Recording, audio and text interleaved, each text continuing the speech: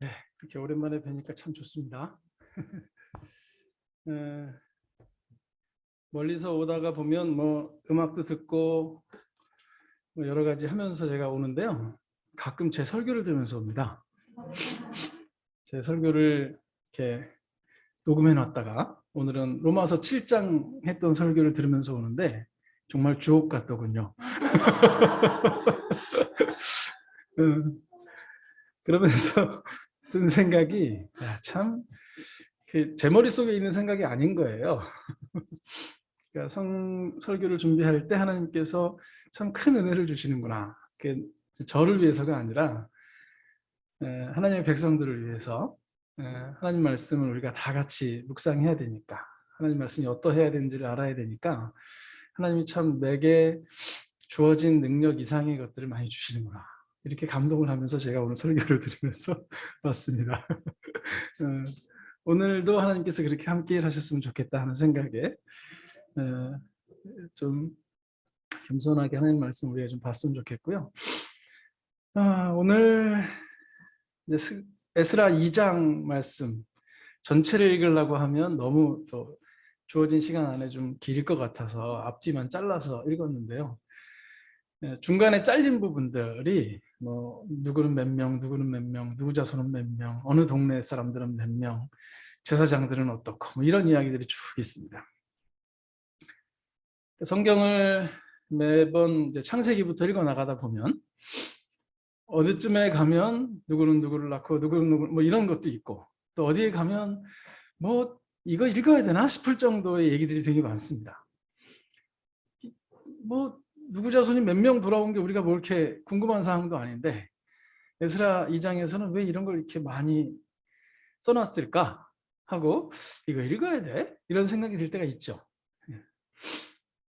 성경을 따라서 설교를 제가 좀 이렇게 하는 편인데 그런 저에게도 늘 이렇게 궁금함 뭐 이런 게 생깁니다. 이 부분을 설교를 해야 되나? 아니면 그냥 넘어갈까? 뭐 이런 생각이 좀 드는 본문들이 덜어 있는데 그 중에 에스라 2장이 좀 포함이 됩니다. 이거 해야 되나? 뭐 이런 생각이 드는 거죠. 우리가 안 읽은 3절부터 20절까지가요. 누구 자손이 몇 명 왔다. 누구 자손은 몇 명 왔다. 그래서 18자손의 숫자를 쭉 이야기합니다. 그리고 21절부터 35절까지를 보면 어느 지역에는 몇 명이 왔다. 또 어느 지역 사람들은 몇 명이다. 이렇게 35절까지 한 21개 지역으로 쭉 이야기를 합니다. 18개 자손, 21개 지역의 이야기를 쭉 하는 거죠. 그리고 36절부터 63절까지는 제사장을 네 반열로 나누어서 쭉 지루하게 열거를 하고 있습니다. 어떤 제사장의 반열에는 하고 쭉 얘기를 합니다. 그러니까 이제 읽다 보면 좀 지루하기도 하죠. 이게 도대체 이런 얘기는 여기다 왜 쓴 거야? 이런 생각이 들기도 합니다. 이런 생각이 드는 건 그냥 심정적으로는 이해는 되지만 자칫 잘못하면 부모님은 아주 중요한 말씀을 하고 계신데 자녀가 그 말을 이해하지 못한다는 것 때문에 부모님 말씀을 무시하는 거하고 좀 비슷합니다. 그러니까 미숙한 사람일수록요 자기 자신의 입장에서 모든 걸 평가합니다. 내게 맞지 않는 얘기를 하면 안 들으려고 해요. 학생들을 지도하다 보면 특별히 그런 애들이 있습니다. 뭐 학생들 뿐이겠습니까? 어른들도 마찬가지죠. 특별히 남의 말 안 듣는 사람들이 있어요.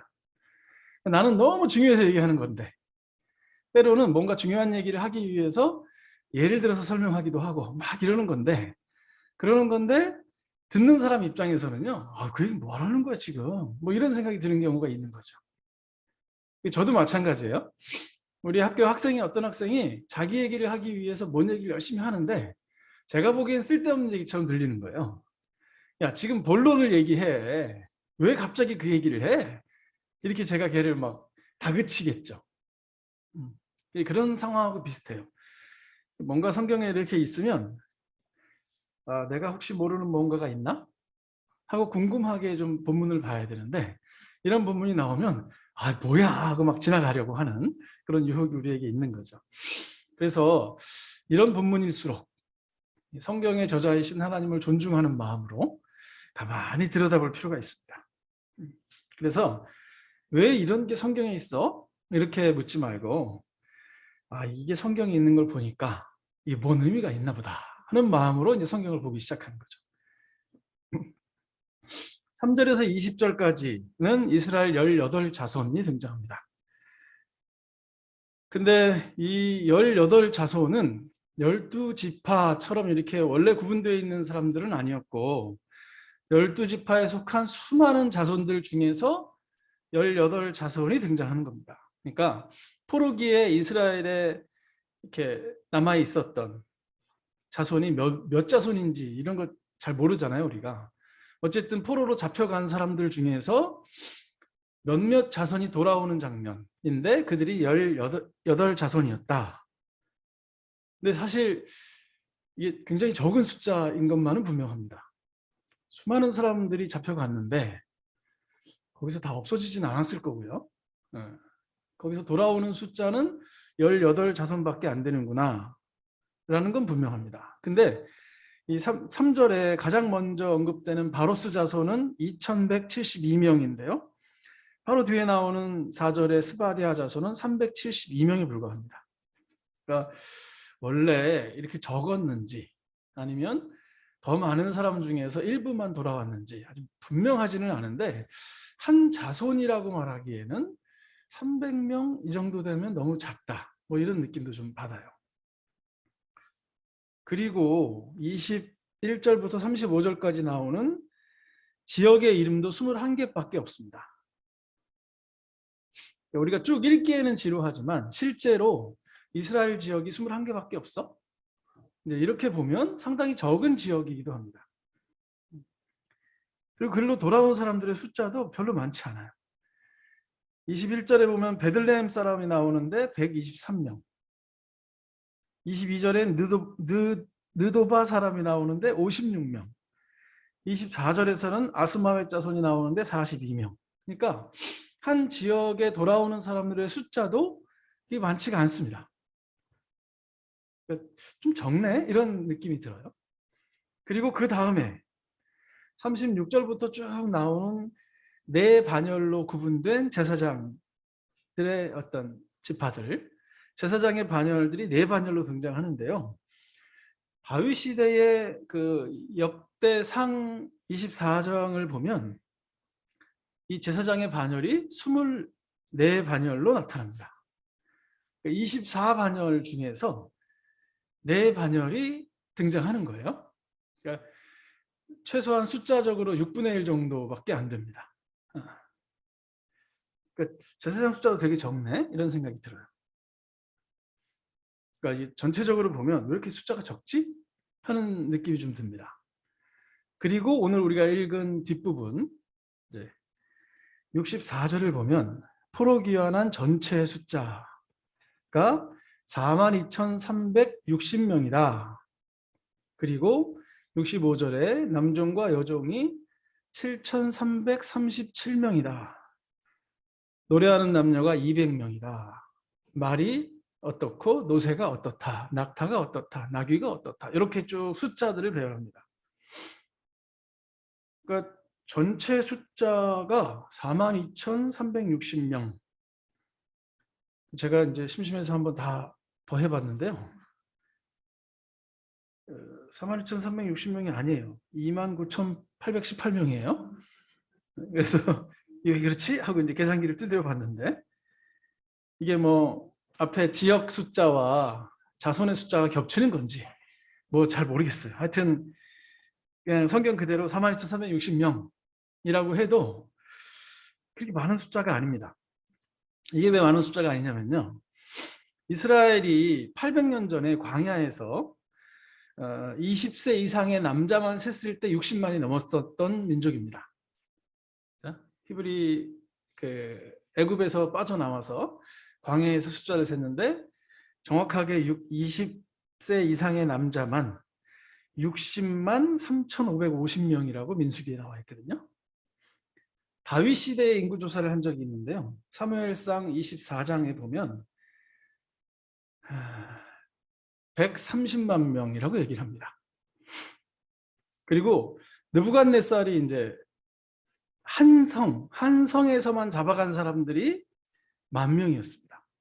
근데 이런 숫자들에 비하면 포로 귀환하는 사람들의 숫자가 작아요. 42,000명 정도. 아주 작은 숫자구나 라는 걸 좀 알 수 있습니다. 그래서 이제 이런 생각을 한번 해보는 겁니다.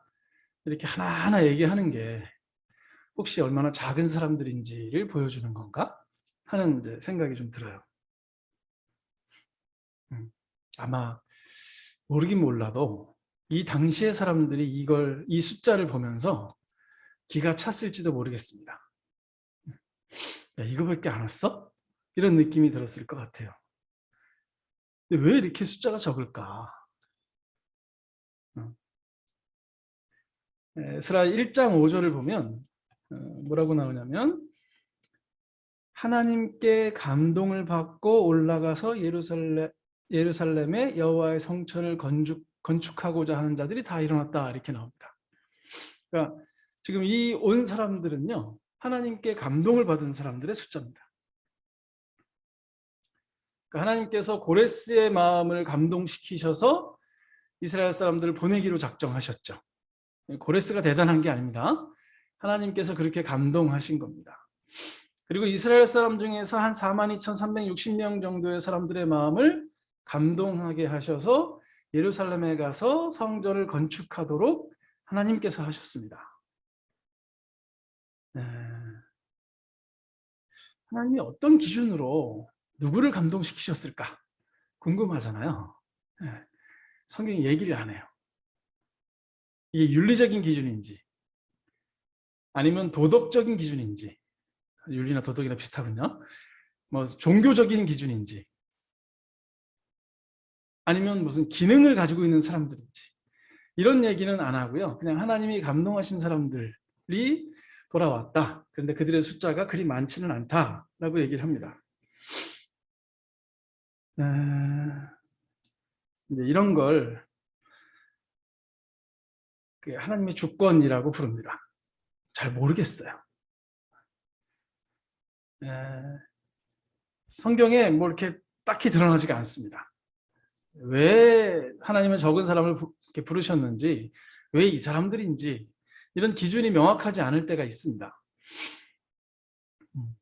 그리고 왜 그런 건가 하는 궁금증을 갖는 건 뭐 그럴 수 있는 일인데 딱히 대답을 찾기는 좀 힘듭니다. 이때 뭐 성경 외에 어떤 문헌을 참고한다든지 뭐 그럴 수 있겠는데 뭐 저는 별로 그러고 싶지는 않습니다. 그냥 성경에 그렇다 하면 이것도 무슨 이유가 있나 보다. 그리고 이제 보는 거죠. 근데 분명한 건요. 고레스의 마음을 움직이신 분도 하나님이시고 이스라엘 사람들의 마음을 움직이신 분도 하나님이시라는 건 분명합니다. 그래서 이스라엘의 포로 귀환은요. 고레스의 공로도 아니고 이 돌아온 백성들의 공로도 아니고 하나님의 공로입니다. 하나님이 마음 먹으신 겁니다. 왜? 포로 가기 전에 약속하신 바를 성취하시기 위하여 하나님께서 자신의 일을 해나가시는 겁니다. 근데 이제 우리가 여기에 우리를 얹으려고 자꾸 하는 거죠.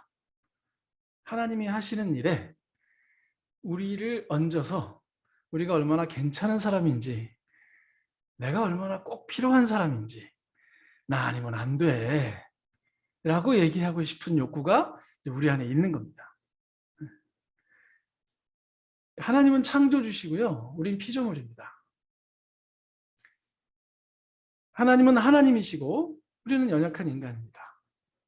그래서 하나님께서 하시는 일에 우리를 사용해 주시면 참 감사하다 하고 멈춰야 되는데 거기에 우리의 어떤 공로를 하나 집어넣고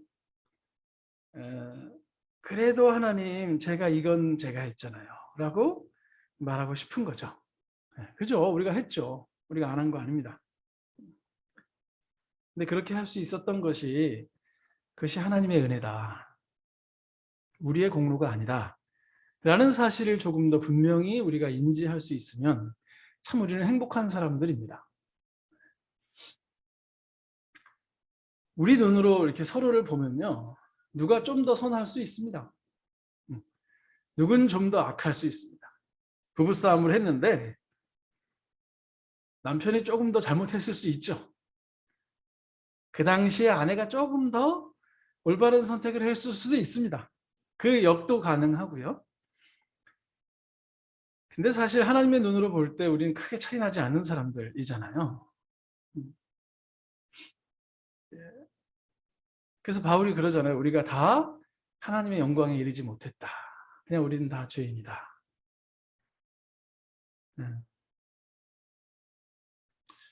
우리에게 이런 자의식이 좀 있어야 됩니다. 내가 별거 아니다. 솔직히 별거 아니시죠? 근데 그 별거 아닌 우리들이 별거 아니라서 가슴이 허해가지고 별거인 척 하고 싶을 때가 참 많아요. 야, 이 교회에 내가 없으면 되겠어? 뭐 이런 거죠. 우리 집에 내가 없으면 돼? 뭐 이런 겁니다. 참 별거 아니라서 그런 이제 반응이 나오는 거예요, 우리가. 막 별거인 것처럼 뭔가를 하고 싶을 때 그 자신을 정확하게 봐야 됩니다. 내가 진짜 별거 아니구나. 어쩜 이렇게 멍청하게 굴까? 어쩜 이렇게 내가 이렇게 스스로 내가 아님을 알면서도 그런 나를 아닌 나를 나라고 우기고 싶은 내 마음이 왜 이럴까? 이런 것을 보는 아주 중요한 계기가 언제냐면 잘난 척을 하고 싶을 때입니다. 그래서 우리 자신에 대해서 우리 때문에 무엇이 이루어지는 것이 아니다 하는 것을 인정할 수 있다면 참 성숙한 사람입니다. 그리고 그런 눈을 가지고 이제 주변을 싹 보기 시작하면 다 비슷한 사람들입니다. 우리가 다 그저 그래요, 그냥.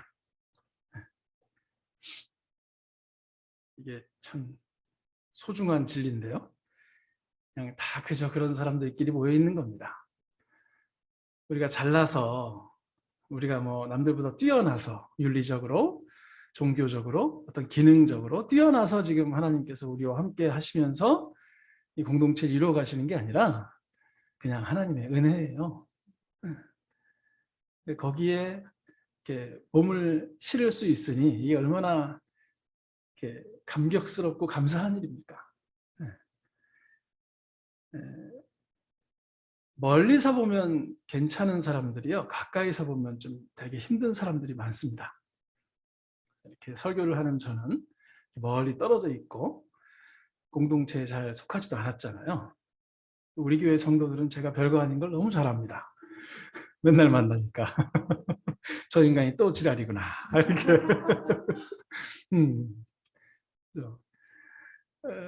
같이 안 살 때 그렇게 멋져 보이는 그 여인과 그 남성이 같이 살아봤더니 정말 이런 인간이었어? 이런 생각이 드는 건 너무 당연한 거예요. 교회 공동체에 가깝게 속하지 않고요. 그냥 왔다 갔다 하다 보면 이 교회가 좋은 교회 처음 보입니다. 여기 소모임에 속해갖고 뭔가를 하다 보면 이제 갈등이 일어나기 시작하는 거죠. 인생은 멀리서 보면 희극인데 가까이 들어가면 비극이에요. 그래서 이렇게 자꾸 눈앞의 것에 초점을 맞추면 누군가 대단히 커 보이고 누군가 굉장히 작아 보이고 뭐 그럴 수는 있지만 실제는 그렇지 않죠. 현미경으로 봐야 겨우 판단될 만한 것들이 혹시 있을지 모르겠습니다, 우리에게. 하물며 하나님의 관점에서는 얼마나 우리가 별거 없겠습니까? 우리의 공로 때문에 무언가 이루어지고 있을 리가 없잖아요. 그러니까 우리가 우리 자신을 볼 때도 그렇고요, 우리 옆에 있는 사람을 볼 때도 그렇고 이렇게 정말 아무것도 아닌 우리들이라는 생각을 가지고 서로를 좀 봤으면 좋겠어요. 그냥 하나님의 은혜인 거예요. 하나님이 감동하신 거지 그 지파가 대단한 지파도 아니고 그 지파에서 어딘 300명 나오고 어딘 50명 나왔다고 그래서 야, 저 지파가 훌륭한 지파구나 이런 게 아니라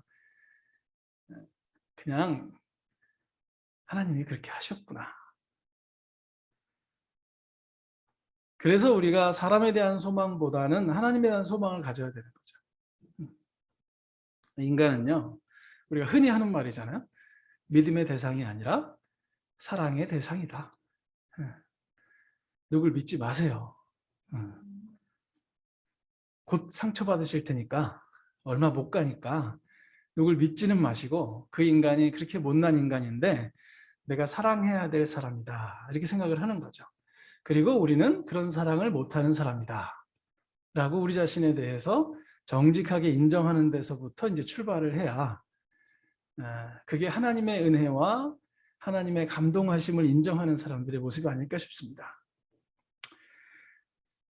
만약에 하나님께서 이번에 사용하시겠다고 마음 먹으시면 나를, 혹은 우리 공동체를, 그러면 참 감사한 일이고 그분의 뜻을 따라 그 일을 해나가면 됩니다. 근데 만약에 하나님께서 이번에 사용하지 않겠다고 생각하시면 그 또한 우리를 위함인 줄 알고 감사하는 마음으로 그 뜻을 따라가는 그것으로 충분합니다. 그러니까 하나님의 시간표가 있고요. 거기에 내가 어디쯤 들어갈 겁니다. 근데 우리의 실수가 뭐냐면 내 시간표가 있고요. 거기에 하나님이 어디쯤 들어오셔야 된다고 자꾸 생각을 하는 겁니다. 그러니까 마음이 조급해지죠. 그리고 무리를 하다가 문제를 일으키거나 큰 사건이 터지는 경우가 많습니다. 그러니까 어떤 상황에서든 하나님의 뜻을 발견하고 하나님의 뜻을 따르려고 하는 노력, 이런 것들이 참 중요한 것 같습니다. 많이 들으셨을 만한 예화인데요. 존 뉴턴 목사님, 나 같은 죄인 살리신 주 은혜에 놀라와 잃었던 생명 찾았고 광명을 얻었네 라는 찬양을 만드신 이 존 뉴턴 목사님, 노예 상인이었다고 하죠.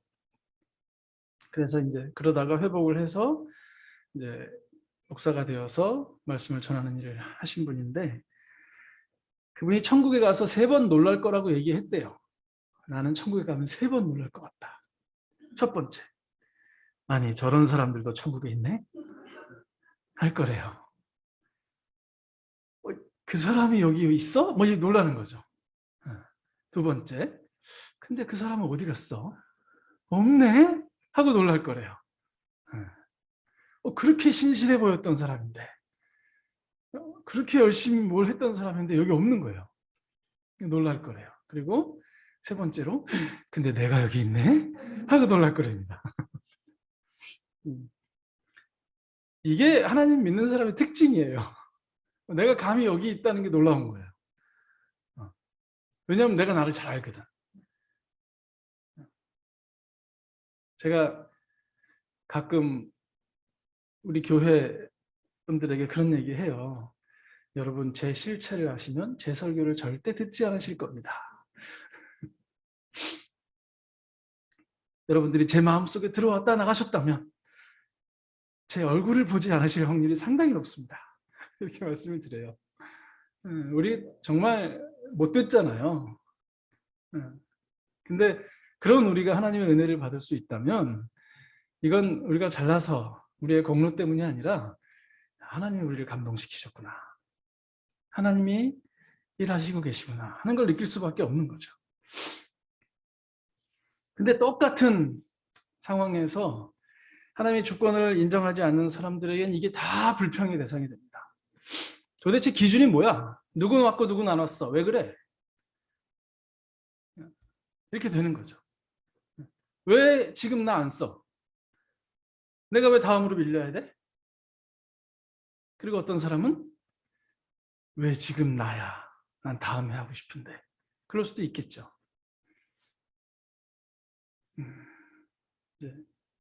자꾸 피조물인 우리가 창조주이신 하나님보다 앞서가려는 경향이 우리에게 늘 있어서, 그것이 우리의 아주 기본적인 죄악의 모습이어서 우리 자신이 그렇게 자꾸 뭔가 앞서 나가려고 하는 그런 부분이 좀 있습니다. 하나님께서 뭘 하시려고 하시면 하나님이 이렇게 하시는구나 하고 그 뜻을 받드는 연습을 하는 것, 물론 이제 그 뜻을 받든다고 할 때 하나님이 이렇게 하시는구나 라고 생각하면서 내가 노력하지 않고요. 모든 걸 하나님의 책임이라는 식으로 넘겨버리는 비겁함, 이런 건 조심해야 됩니다. 또 하나님이 이번엔 일하시지 않는 것 같아 라고 하면서 자기가 할 일 안 하는 게으름, 이런 것도 굉장히 조심해야 됩니다. 이 막 살아있는 텐션이죠. 살아있는 사람의 긴장입니다. 그래서 우리는 이렇게 뭐든지 우리 원하는 대로 해석을 자꾸 하려고 하니까 해야 될 때는 안 하고 안 해야 될 때 하려고 하고 막 이럴 때가 참 많거든요. 그러니까 비겁하거나 게으르지 않으려고 노력하면서 순간순간 하나님의 뜻을 받들려고 애쓰는 것, 그걸 저는 인생이라고 생각합니다. 우리의 인생이라는 건 그 비겁함과 그 게으름 사이에서 하나님의 뜻을 받들려고 애를 쓰는 연습을 하는 거죠. 계속. 그렇게 열심히 연습을 하다가 오늘은 어떻게 하나님의 뜻을 받드나 하고 고민을 해보고 내일은 어떻게 하나 고민을 하고 이런 인생을 열심히 살아가다가 하나님 나라로 딱 가면 야, 여기가 천국이구나 싶은 거예요. 그게 되니까. 하나님의 주권을 온전히 받아들여 갖고요. 그대로 살아가는 거예요, 우리가. 놀라운 일이잖아요. 그러니까 여기가 천국이구나 그러는 거예요. 농담이기는 합니다만 만약 그 연습이 안 된 사람이 하나님 나라에 갔어요. 그럼 이 연습이 한 번도 안 됐으니까 얼마나 고통이겠습니까? 하나님 뜻대로 사는 게 내게는 아주 심각한 고통인 거예요. 그게 바로 지옥이죠. 그러니까 우리가 인생을 의미 있게 살아간다는 건 하나님의 주권을 인정하고 그 아래서 내가 어떻게 살 것인가를 고민하면서 평생을 노력해 보는 것. 이게 굉장히 중요한 우리 인생의 그 의미인데요. 마지막으로 한 가지 질문을 좀 던져보면 근데 왜 하나님은 이렇게 적은 사람들과 함께 하셨을까? 하는 질문을 안 할 수가 없어요. 왜 그러셨을까?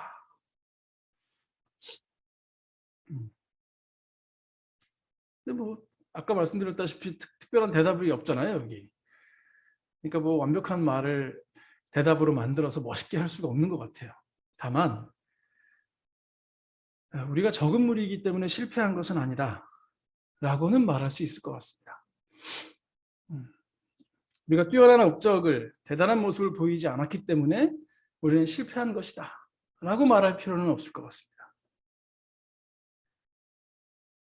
작은 무리와 함께 하시면서 자신의 일을 이루어 가시는 하나님. 요즘에 사사기 묵상하신다면서요? 아까 들으니까. 너무 많아서 줄여나가시는 하나님. 그래야 하나님이 하나님 되시는 거죠. 병력 비슷하면 우리가 이긴 것 같잖아요. 근데 적은 무리와 함께 하실 때 하나님이 훨씬 더 명확하게 드러나는 것 같아요. 그 작은 무리와 함께 하시는 하나님이요. 지금 여기 있는 작은 무리와 함께 하실 것이라고 믿을 수 있는 거죠. 하나님이 힘으로 일하시는 분이 아니구나.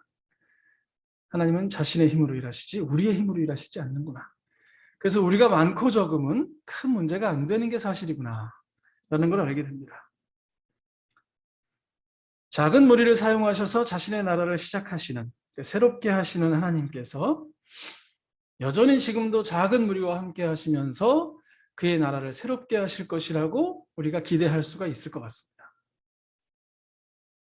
그러니까 규모가 커지고 하는 일이 대단해야 한다는 자본주의적 사고를 우리가 버려야 됩니다.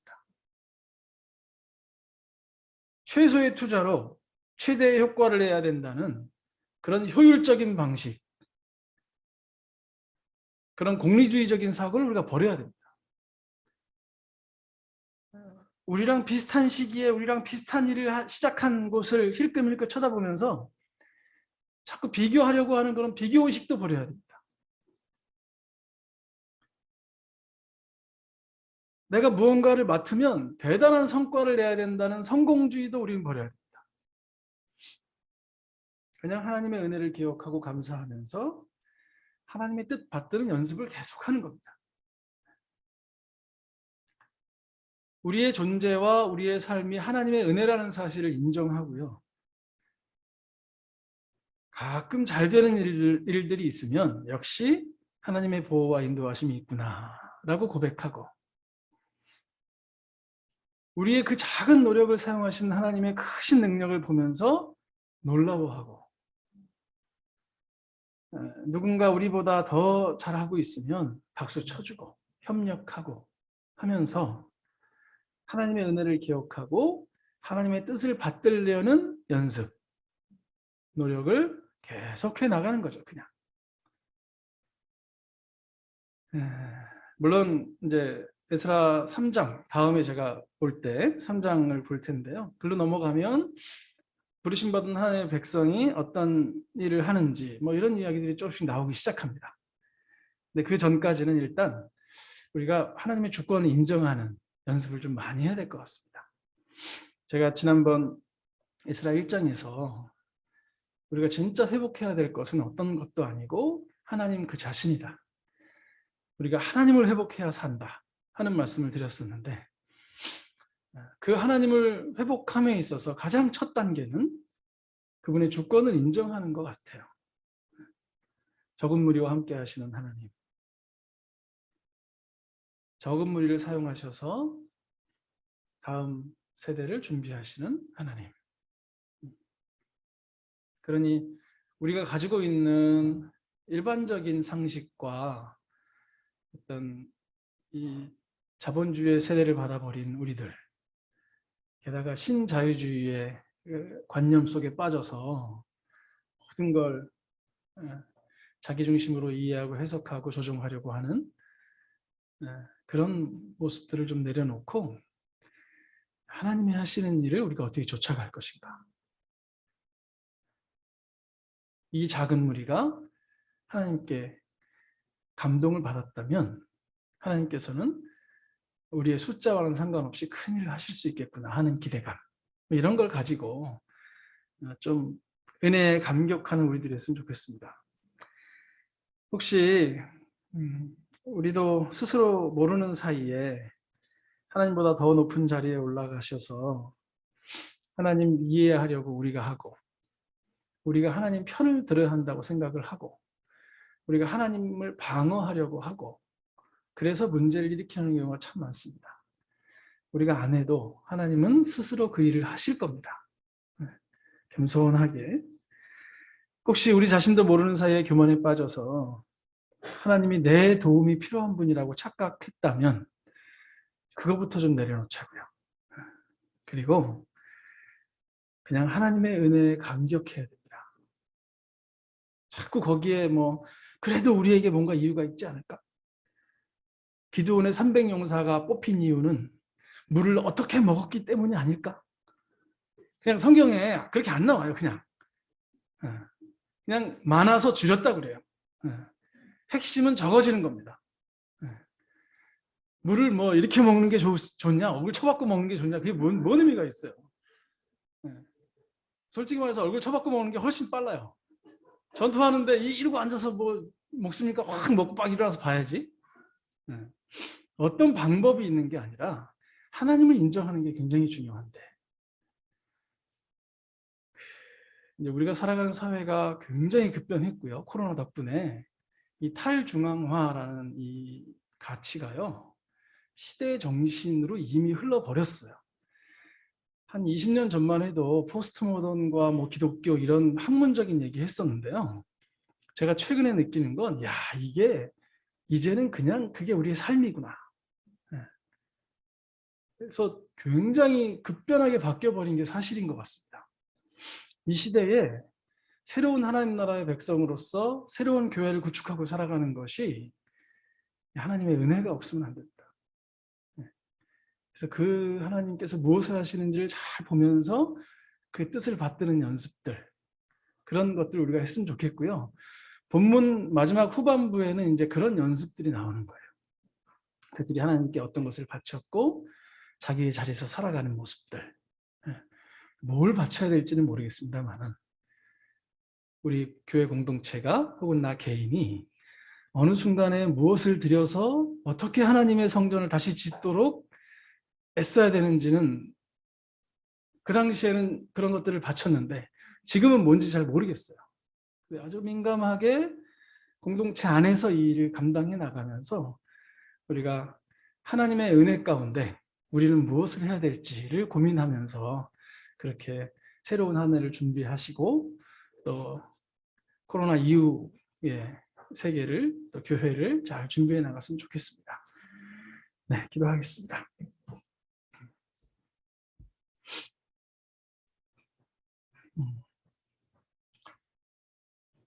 하나님, 원래만도 못한 내가 마치 거의 된 것처럼 인정받고 추앙받기를 바랄 때가 많습니다. 무전 취식하는 것 같은 우리가 마치 베풀고 나눈다고 착각하면서 살아갈 때도 참 많습니다.